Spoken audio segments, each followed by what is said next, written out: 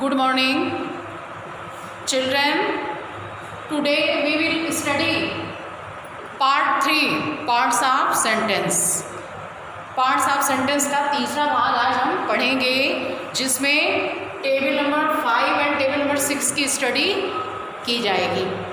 अभी तक आप लोगों ने पहले के वीडियो में टेबल नंबर 1, 2, 3 एंड 4 स्टडी किया, और उसके पहले सबसे पहले हम लोगों ने ये समझा कि सेंटेंस क्या चीज़ होती है। What is sentence? As we know that a group of words which gives a correct sense, जो सही अर्थ दे वो हमारा सेंटेंस कहलाता है। और सेंटेंस को 2 पार्ट्स में डिवाइड किया।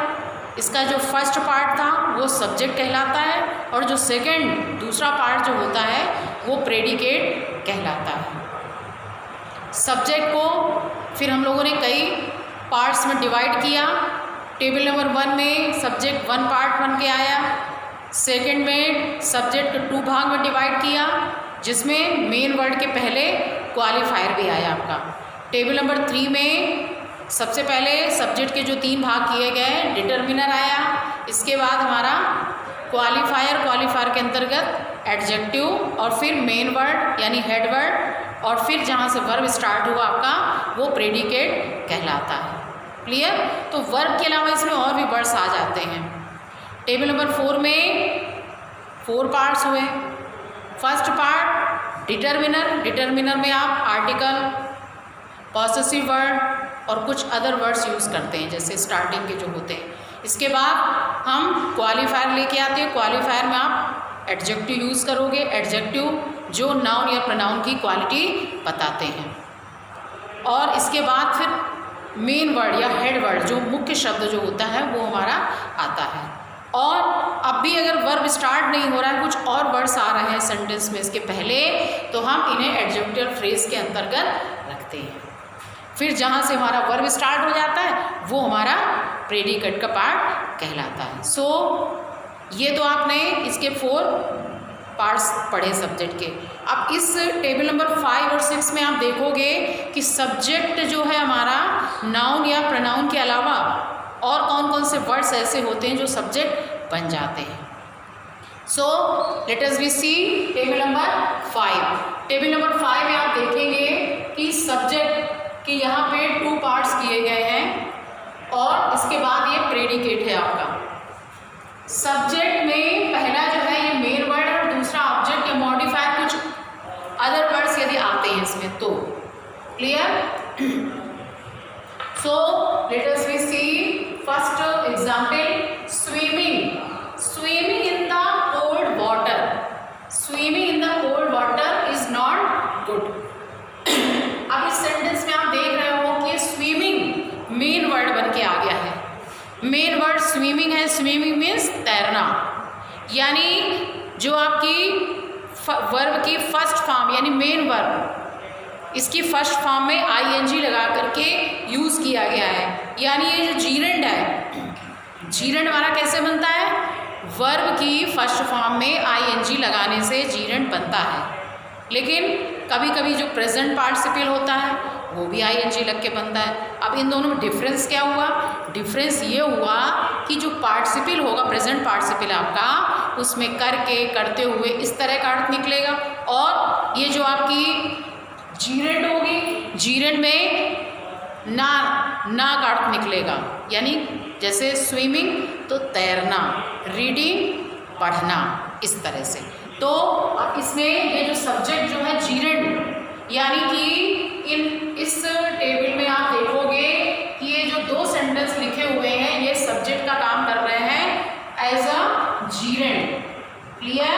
यानी कभी कभी हमारे जीरेंड भी सब्जेक्ट बन जाते हैं, जो हम स्टार्टिंग में यूज़ करते हैं। स्टार्टिंग यूज़ कर सब्जेक्ट का काम ये कर रहा है। नेक्स्ट है बाथिंग इन द मॉर्निंग। सुबह के समय स्नान करना इज गुड फॉर हेल्थ, यानी स्नान करना ना निकला, यानी ये जीरेंड है, तो ये हमारा सब्जेक्ट बन गया। अब ये 2 एग्जाम्पल जो दिए गए हैं ये जीरेंड सब्जेक्ट के रूप में आया है। नेक्स्ट ये जो 2 एग्जाम्पल दिए गए, जैसे to obey, traffic rules is our duty, यानी पालन करना।